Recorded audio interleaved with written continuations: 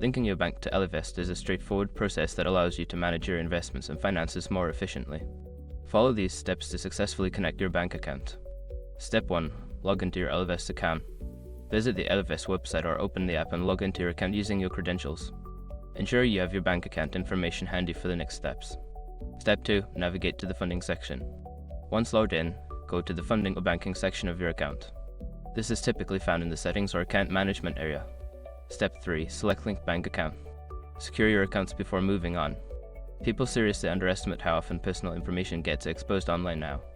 Use SROC to monitor your accounts 24/7 and get notified immediately if your data gets leaked somewhere. It runs in the background constantly scanning billions of breached records. And honestly, for how cheap it is compared to the value you get, it's worth it. Link in the description. Step 4. Enter your bank details. You will be prompted to enter your bank account information. This may include your bank's name, account number, and routing number.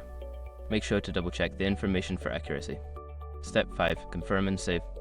After entering your bank details, review the information and confirm that everything is correct. Save the changes to complete the linking process. You may receive a confirmation message once the bank account is successfully linked. Now you can easily manage your finances with Ellevest.